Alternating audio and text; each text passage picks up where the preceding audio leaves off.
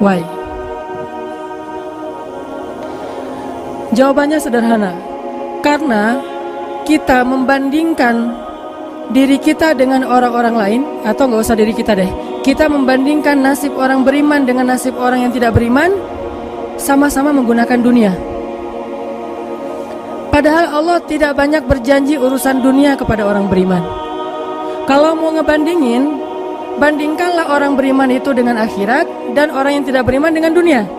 Dia dapat apa di dunia, kita dapat apa di akhirat, itu baru imbang perbandingannya.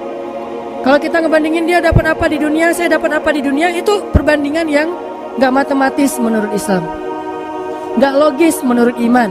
Baru logis kalau kita ngebandingin, dia orang misalnya riba, terus dia bisa beli aset sekian, saya gak riba, dapat apa nanti di akhirat, itu baru logis tuh menurut iman.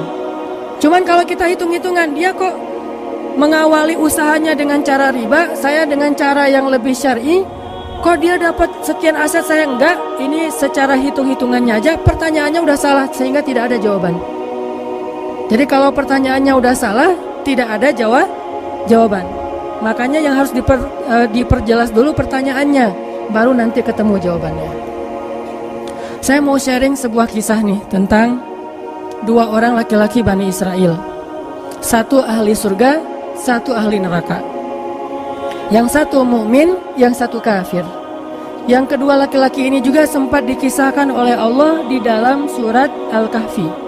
Nanti teman-teman yang rajin baca Al-Kahfi pada hari Jumat bisa cek tuh. Salah satu kisah di surat Al-Kahfi itu kisah dua laki-laki Bani Israel, yang satu kaya, yang satu miskin, yang satu kafir, yang satu mukmin.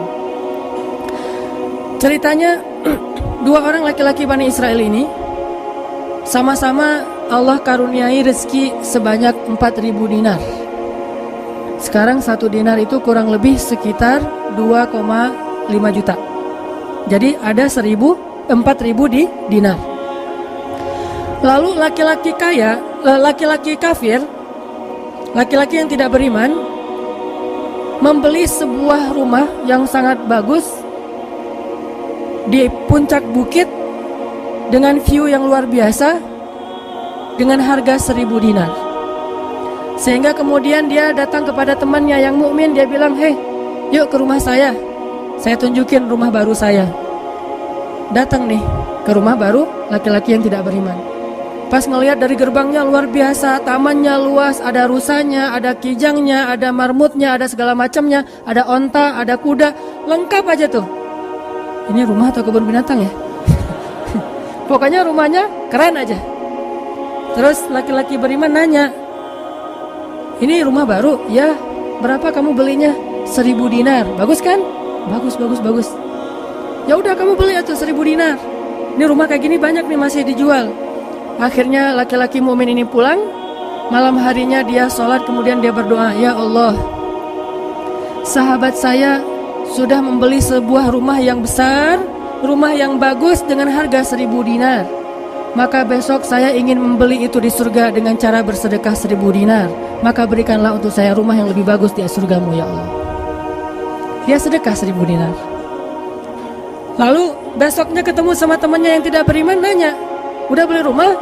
Udah. Di mana? Gak dekat dengan rumah saya, jauh kata dia. Di mana itu? Di surga.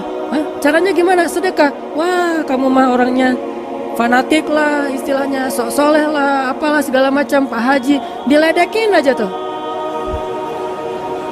diledekin. Taulah yang udah hijrah kan gitu ya, suka ada istilah-istilah ngeledekin. Ya udah hijrah, anak masjid, apa istilah-istilahnya, diledekin gara-gara dia bersedekah 1.000 dinar. Sebagai ganti temannya yang membeli 1.000 dinar itu bisa beli rumah yang besar. Diledekin terus. Setelah berlalu sekian lama, kemudian laki-laki yang pertama ini yang tadi tidak beriman nikah. Istrinya tuh cantiknya luar biasa, usianya ABG, cantik. Setelah selesai dia lamar, nikah, pas hari pernikahan ngundang temannya yang beriman, datang ya ke acara pernikahan saya. Acaranya tuh weddingnya itu ada IO-nya, IO terkenal, paling terkenal di situ, IO Bani Israel. Jadi wedding bukan IO ya, wedding organizer-nya Bani Israel. Kan orang Bani Israel mah, orang Yahudi ini kalau bikin acara tuh luar biasa ya. Kayak mereka bikin Tomorrowland segala macam kan. Jadi bikinlah wedding organizer ini bikin acara wedding yang luar biasa, menghabiskan berapa? Kalau sekarang mungkin di TV-TV itu suka diumumin biaya weddingnya itu berapa miliar kan, suka gitu tuh. Nah dia ngumumin. Atau kalau nggak dia umumin pun orang-orang bilang, tahu nggak itu acaranya habis berapa? 1.000 dinar. Habis 1.000 dinar. Dia nanya, ini emang habis 1.000 dinar? Ya, maharnya 1.000 dinar. Mahar si cewek cantik. Cewek paling cantik di kota itu aja. Tidak ada lagi cowok kecuali pernah suka sama tuh cewek. Tapi dia dapat gara-gara punya uang 1.000 dinar. Saya pernah guyon sama istri saya, nanti kalau anak kita nikah maharnya nggak usah mahal-mahal, 2 miliar aja. 1 miliar buat dia, 1 miliar buat bapaknya. Nah, 1.000 dinar. Udah gitu dia pulang nih orang beriman. Malamnya dia tahajud, dia berdoa kepada Allah, ya Allah, teman saya udah nikah, nah saya mau masih gini aja. Tuh ya, ini pedoman buat teman-teman ya. Kalau ada yang ngasih kartu undangan, tanya maharnya berapa? Maharnya 10 juta. Waduh, saya pas nih 10 juta. Bilang ke Allah, ya Allah, sama kayak dia, saudara saya, teman saya sudah menikah dengan mahar 1.000 dinar, dan saya masih punya. Saya ingin melamar bidadari di surga dengan 1.000 dinar. Nikahkanlah saya dengan bidadari paling cantik di surga, ya Allah. Ini 1.000 dinarnya, sedekah 1.000 dinar.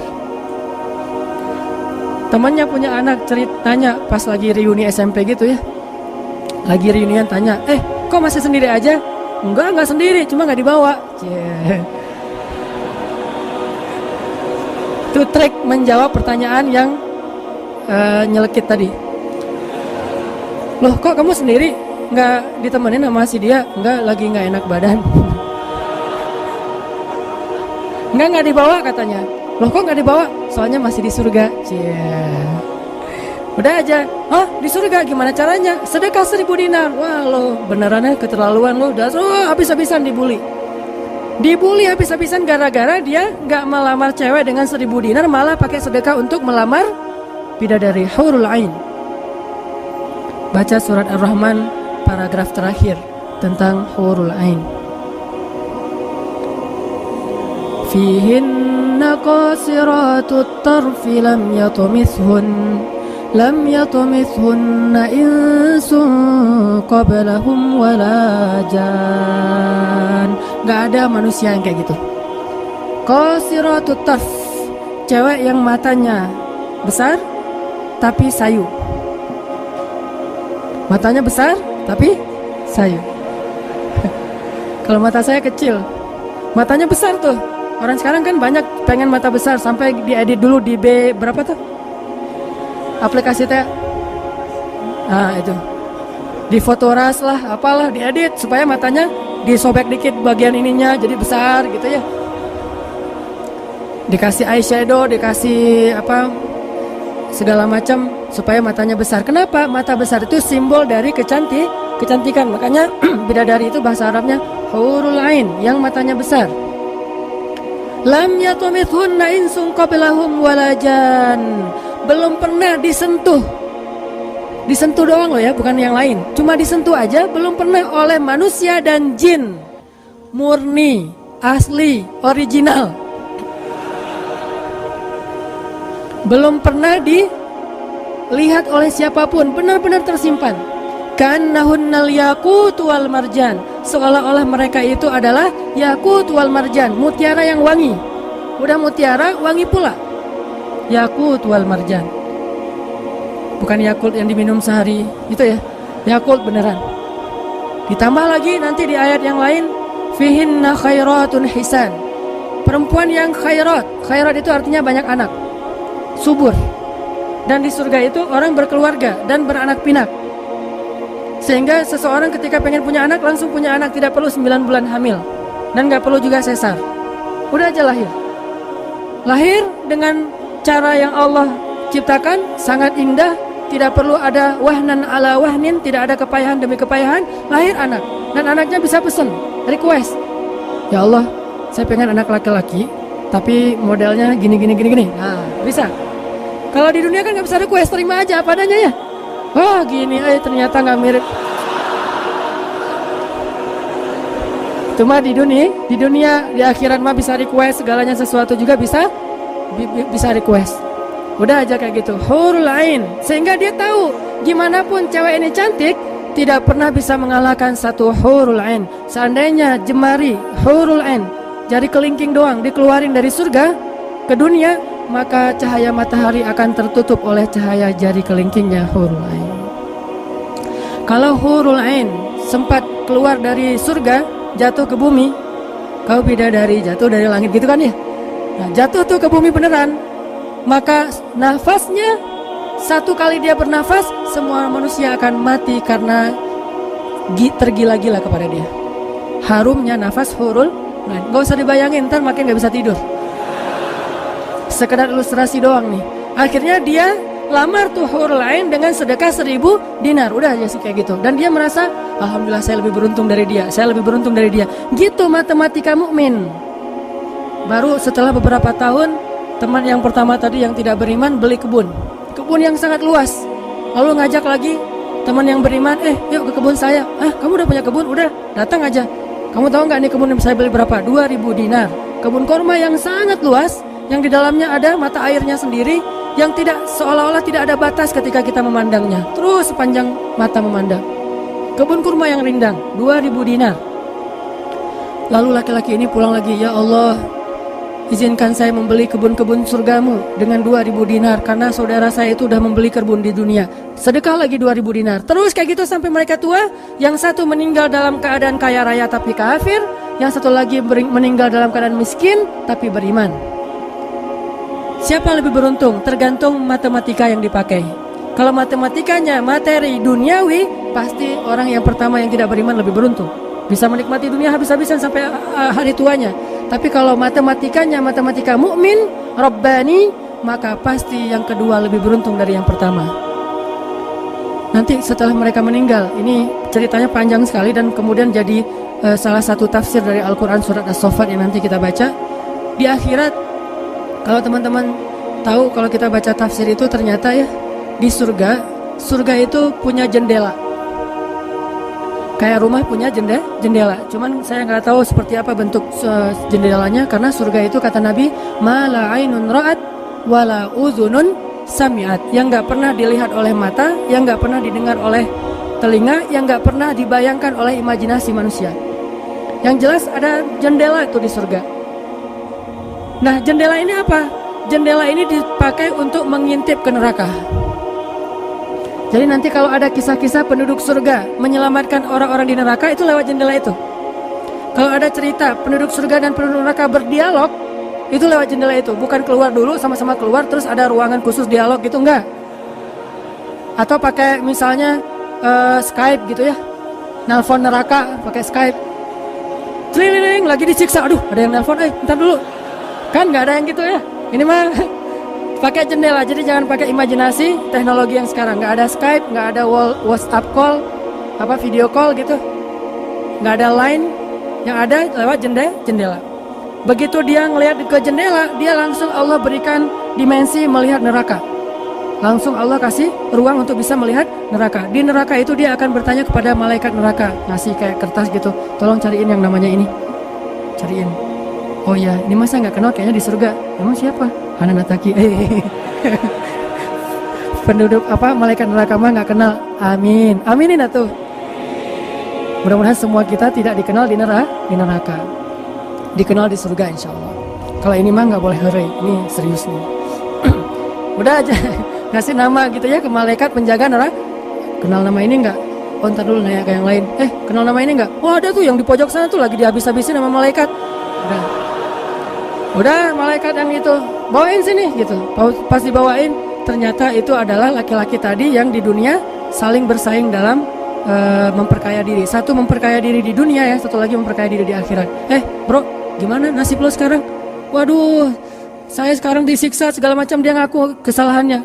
Lah kamu gimana? Dulu kamu katanya beli rumah di surga, terus nikah di surga, terus beli kebun di surga, udah dapat. Wah, bukan dapat lagi. Ternyata 1000 dinar itu bukan satu istana loh bro. 1 dinar itu sekian ribu istana. Sekarang saya 1000 dinar, bayangin aja. Gitu. Makin sakit kan ya.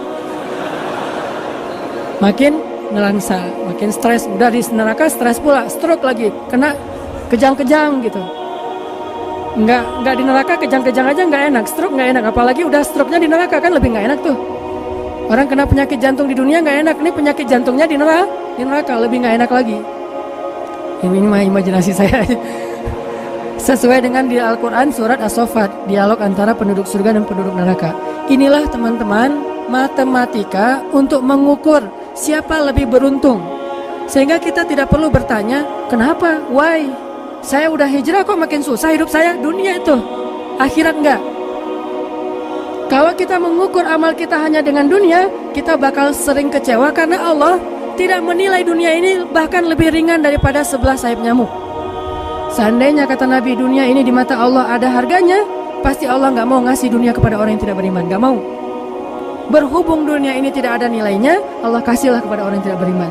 Sedangkan yang bernilai, Allah simpan untuk orang yang beriman dan sabar. Pakai kacamata Rabbani, cara pandang Allah Subhanahu Wa Taala. Sehingga ketika kita hijrah, kita minta tolong kepada Allah urusan dunia, tetapi kita yakin kalau kita istiqomah, ikhlas, maka di akhirat wa ma indallahi khair. Itu harus jadi mantra yang kita ulang-ulang tuh. Kalau teman-teman lagi cemburu dengan dunia, seseorang bilang wa ma indallahi khair, apa yang ada di sisi Allah lebih baik. Udah nggak jadi cemburu tuh. Saya pakai itu sebagai terapi buat diri saya sendiri. Kalau saya lagi ada rasa kayak kepengen apa yang orang punya, ada rasa iri, ada rasa cemburu, ada rasa kayak merasa orang lain lebih beruntung dari kita, saya selalu pakai mantra wa ma indallahi khair, wa ma indallahi khair, wa ma indallahi khair. Sehingga hilanglah rasa cemburu itu. Apa yang ada di sisi Allah lebih baik, apa yang ada di sisi Allah lebih baik, apa yang ada di sisi Allah lebih. Walal akhiratu khairul laka minal ula, wal akhiratu khairu wa abqa. Akhirat lebih baik bagimu dan daripada dunia. Akhirat lebih baik dan lebih kekal. Itu aja yang kita ulang-ulang mantranya. Wa ma indallahi khair. Udah aja senyum. Kita yang istiqomah gini-gini aja, orang lain yang tidak istiqomah yang sudah melenceng jadi gitu. Ya udah, apa yang di sisi Allah lebih baik. Ada yang gara-gara misalnya dukun bertindak jadi nikah, kita bertindak sendiri nggak nikah-nikah misalnya ya. Ya udah aja, wa ma indallahi khair. Dan apa yang ada di sisi Allah itu bukan hanya akhirat tetapi juga dunia. Cuman Allah tidak memberikannya dalam waktu yang segera kepada mukmin karena Allah ingin melihat dulu ketabahan, kesabaran dan keistiqomahan kita. Matematika itu coba kita pakai dalam hidup. Kayak saya pernah dulu banget awal-awal saya di Bandung masih senang usaha-usaha gitu sebelum ada dakwah. Kan pertama saya masuk ke Bandung bukan berdakwah. Lama-lama setelah lelah berusaha akhirnya berdakwah. Karena nggak mendapatkan kebahagiaan hanya dengan harta. Kan dulu saya pernah usaha bisnis pulsa yang saya pernah cerita. Ada 60 cabang pulsa saya di Bandung. Terus naik lagi bisnis jual beli mobil bekas. Beli jual. Terus terakhir pernah main properti walaupun nggak sampai punya klaster, sampai punya perumahan, tapi 1-2 properti beli, jual lagi, perbaiki, jual dan segala macam. Waktu itu saya sempat hampir kegoda sama teman saya yang beli beberapa aset ruko di daerah Antapani. Dulu Antapani nggak seperti sekarang, masih murah-murah tuh rukonya. Dan kan cepet banget tuh perkembangan Antapani ya. Dia beli tuh 1 ruko di Antapani dengan DP, lalu dia cicil. Nah, cicilannya ini dibayar oleh yang kontrak. Kebetulan ruko dia dikontrak oleh warung Padang. Sehingga dia paling nambah-nambah dikit lah, walaupun yang nggak bisa utuh, tapi dia nambah-nambah dikit. Ini udah azan? Udah? Oh, nanti ceritanya next, insya Allah habis sholat isya. Barakallah. Bismillahirrahmanirrahim. Tadi sampai di mana teman-teman? Oh iya, Antapani ya. Sampai Antapani. Nah waktu itu nggak ada basa-basi, langsung aja Bismillahirrahmanirrahim. Teman-teman kita lanjutkan sampai di Antapani. Jadi teman saya tuh ada yang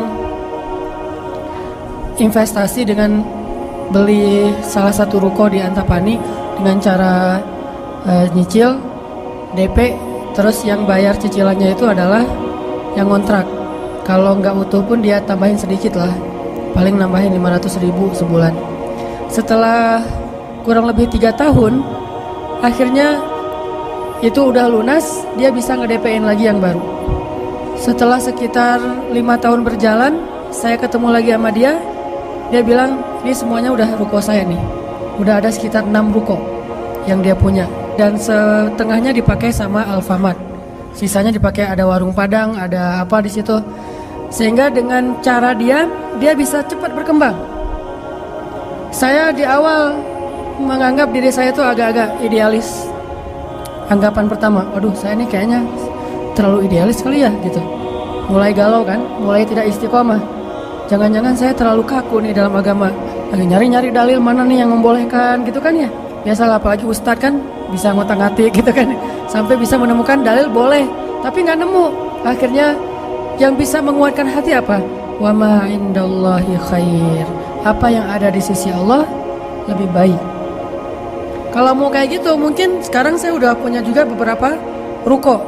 Tapi karena nggak bisa dengan cara seperti itu, akhirnya ya punya itu aja dan tidak berkembang secara duniawi. Tetapi saya yakin mudah-mudahan dengan itu kita berinvestasi di akhirat. Makanya ini matematika harus jadi pola pikir kita, harus jadi mindset, persepsi kita dalam hitung-hitungan amal.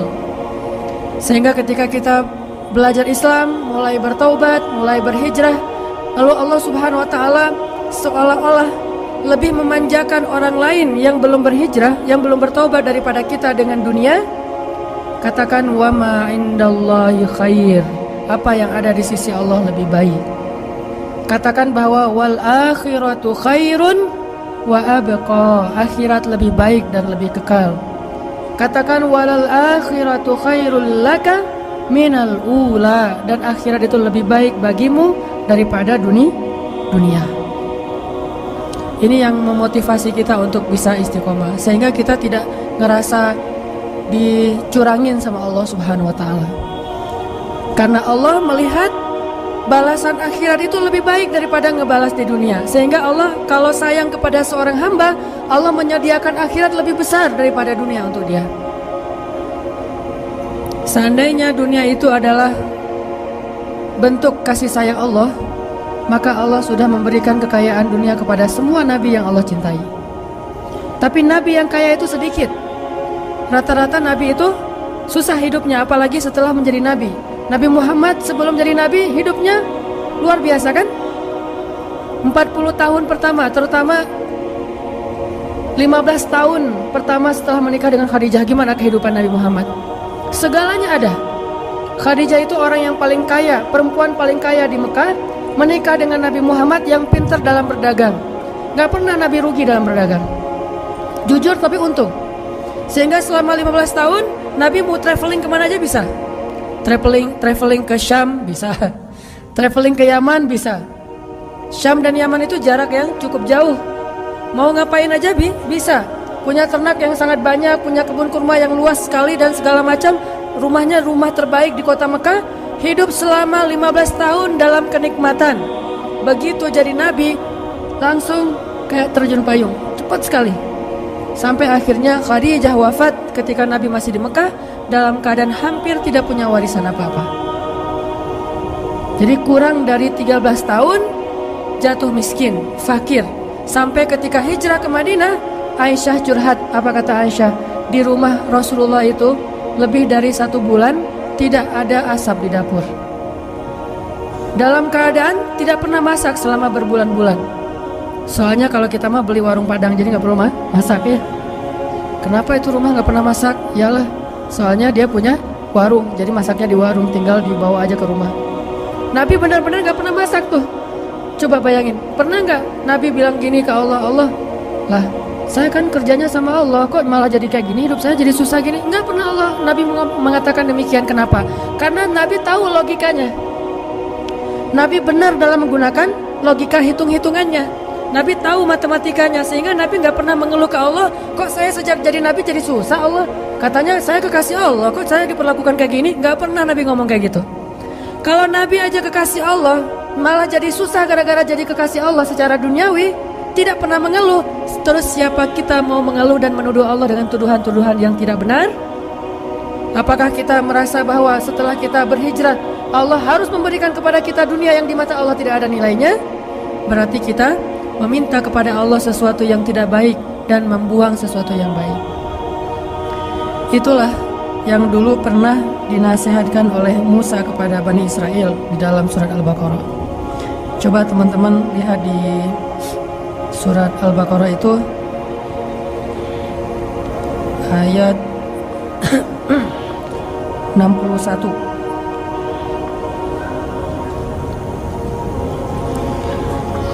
A'udzu billahi minasy syaithanir rajim. Wa idh qultum ya Musa lan nasbir ala ta'amin wahid fad'u lana rabbaka yukhrij lana mimma tunbitul ardh min baqliha wa qithaiha wa fumiha wa adasiha wa basaliha. Apa yang terjadi ketika orang-orang Bani Israel hijrah ke Palestina? Lalu mereka mengeluh di Palestina karena setelah mereka hijrah hidup mereka tidak menjadi lebih baik secara duniawi. Perasaan kata Bani Israel, sama aja deh. Sejak kita hijrah, sejak kita masuk agama Yahudi, sejak engkau datang Musa, sawa'un alaina, nasib kami sama aja nih. Sebelum kamu datang dan setelah kamu datang, nasib kami tetap aja susah wahai Musa. Ini logika Bani Israel. Makanya banyak Bani Israel itu yang kufur kepada Allah karena pakai logika ini. Logika 2 tambah 2 4. Itu logika Bani Israel. Kalau dalam urusan agama, beda kalau dalam urusan matematika. Jangan bilang, "Dek, 2 tambah 2 berapa?" 4. Bani Israel. Jangan. Itu mah matematika. Kalau dalam urusan agama itu logika Bani Israel. Mereka selalu menghitung-hitung itu dengan logika matematika duniawi. 2 tambah 2 4. Sehingga mereka selalu mengeluh, "Ya Musa, sama saja nasib kami engkau datang dan engkau tidak datang dulu. Sama-sama susah. Terus apa baiknya dengan kedatangan wahai Musa?" Mereka menghitung kebaikan itu hanya dari sisi materi saja. Padahal kedatangan Musa telah mengeluarkan mereka dari perbudakan kalau mau dihitung lebih jujur bahal di urusan dunia. Kedua, dengan kedatangan Musa, mereka akhirnya diselamatkan dari kejahatan dan kekejaman Firaun yang membunuh anak laki-laki mereka dan memperbudak anak perempuan. Apakah mereka lupa? Afala ta'qilun ya Bani Israel? Tidakkah kalian berpikir wahai Bani Israel? Ditambah lagi dengan janji Allah untuk Bani Israel. Allah bukakan langit dan bumi untuk Bani Israel. Bayangin, Bani Israel lagi hijrah nih dari Mesir ke Palestina, di tengah jalan haus. Musa haus ngadu. Hashtag semuanya viral, haus Bani Israel. Hashtagnya haus. Akhirnya Nabi Musa berdoa kepada Allah, "Ya Allah, beri mereka air." Keluarlah mata air satu untuk Bani Israel yang ada 12 suku. Berapa? 12 gitu, lupa ya gitu deh. Oh ini nih. Ya 12, Ithnata asyara aina, 12 suku pakai satu mata air. Udah gitu karena Bani Israel ini orangnya nggak bisa teratur hidupnya, suka nggak bisa ngantri, nggak bisa teratur, nggak sabaran, pokoknya tamak aja. Begitu keluar satu mata air, mereka ada 12 suku berantem. Ini gua duluan nih, siapa lo? Rame aja antara Bani Israel, cuma bahasanya saya nggak ngerti, Ibrani, bukan siapa lo. Udah aja gitu, rame sesama Bani Israel. Akhirnya mereka ngeluh lagi, "Musa, masa sih satu mata air? Ini rebutan nih, daripada kita nanti rame, daripada putus silaturahim, doain dong, minta 12 mata air." Nabi Musa berdoa lagi. Akhirnya keluar 12 mata air. Dimanja banget sama Allah. Udah keluar 12 mata air, mereka minum. Jalan lagi, "Musa, dari kemarin kita makannya perasaan roti wae, nggak ada daging gitu Musa." "Nggak ada daging. Ini kayaknya nih buffetnya nggak internasional nih, Asian food gitu, nasi gitu ya. Saya pengen sekali-kali dong Musa cari yang buffet yang international food gitu." Akhirnya Allah kasih man nawassal, wah, kasih burung datang sendiri untuk disembelih. Datang tuh burung terbang depan Bani Israel, nunduk langsung gini. Enggak. Coba, burung Bani Israel. Coba ada nggak burung kayak gitu sekarang? Bebek gitu ya. "Pak, hari ini kita masak bebek." "Oh boleh. Bebek." Datang sih bebek teh. "Yam, yaitu ayam datang. Nggak ada kan sekarang kan ya? Allah tundukkan burung yang liar kepada Bani Israel, datang untuk disembelih langsung dibakar, terus makan. Kemudian keluar lagi makanan-makanan luar biasa, datang dari langit seperti datang kepada Maryam alaihissalam. Masih ngeluh juga. Terus jalan lagi, Musa, haredang, panas, datang awan menaungi Bani Israel. Mana ada manusia, bangsa di muka bumi ini selain para nabi yang dinaungi awan sepanjang perjalanan coba, kecuali Bani Israel dan orang-orang modern yang pakai kendaraan udah tertutup ya. Kalau dulu mah Bani Israel kemana mereka pergi awan ngikutin. Wan, sana ya kata awan saya. Bukan si Iwan, awan. Udah aja jalan. Bani Israel mana?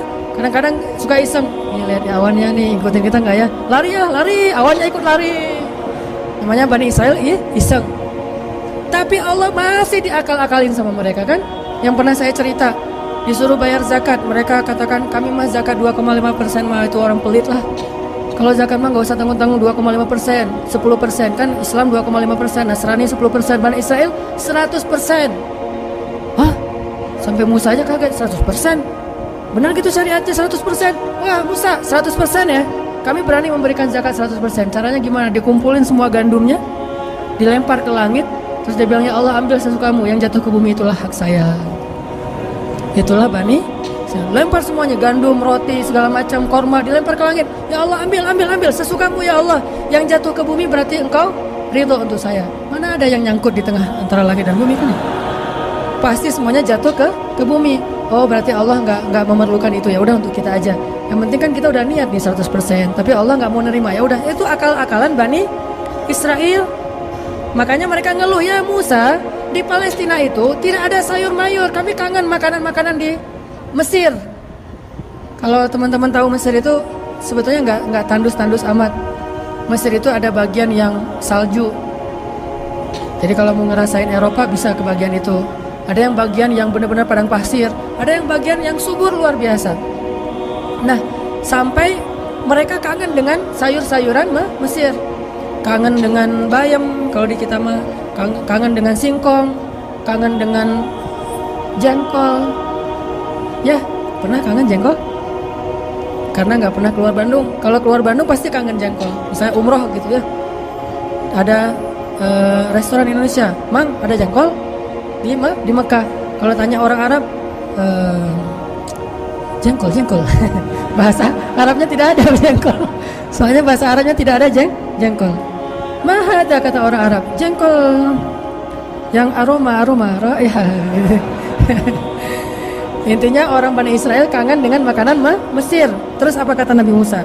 Qala atastabdiluna alladhi huwa adna billadhi huwa khair. Apakah kalian meminta untuk menukar sesuatu yang buruk dengan sesuatu yang lebih baik? Maksudnya apa? Kenapa kalian ingin dibayar oleh Allah dengan dunia ketika kalian beriman? Kalau Bani Israel itu kalau beriman hitung-hitungan banget. Habis beriman harus rezekinya berlimpah. Habis beriman harus terbebas dari segala masalah. Habis beriman harus dimanjain banget dunianya. Itu pola pikir Bani Israel. Sedangkan para nabi dan orang-orang yang beriman gak kayak gitu cara berpikirnya.